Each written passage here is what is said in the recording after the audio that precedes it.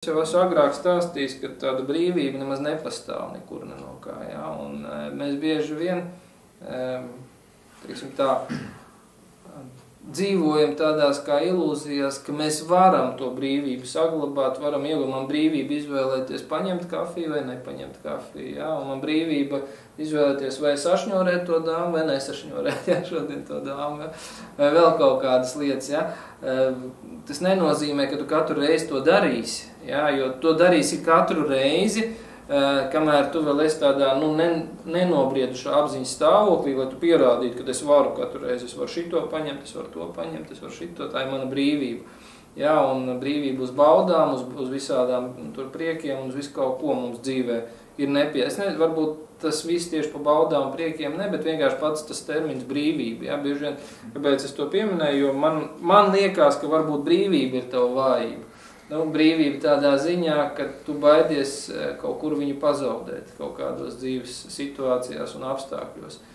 Ja, jo it kā no vienas puses tev liekas, kāda brīvība, man jau viss tāpatās, tad tur bērni, tur ir attiecības, bijuši tur viss māja, darbs, viss pārējais, brīvības nav, bet mēs joprojām cenšamies saglabāt to brīvības sajūtu kaut kādā. Es nesaku, ka nevajag saglabāt viņu, bet citreiz viņi var būt kā vājā vieta, ja, jo no tā, ko tu stāstīji tagad, es vienkārši tā izvilku, izsacināju ārā to momentu. Ja, tu pats vēl vairāk kārt atkārtoji vārdu brīvība.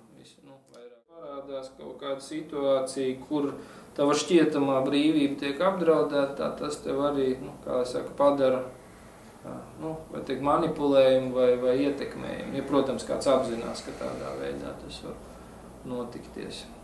Es tā vienkārši tev piemetu, jo cik es tev pazīstu, jā, man arī, teiksim, tā grūti ir visādas tur sīkas vājībiņas, ko var pateikt, bet es tā neesmu baigi iedziļinājies arī tavā tajā momentā. Vienkārši tagad to, ko runāju, es necentos vilkt kopā visu to, ko es kaut ko zinu par tevi. Vienkārši no šī brīža sarunas es tā kā vilku to secinājumu, ja, laukā.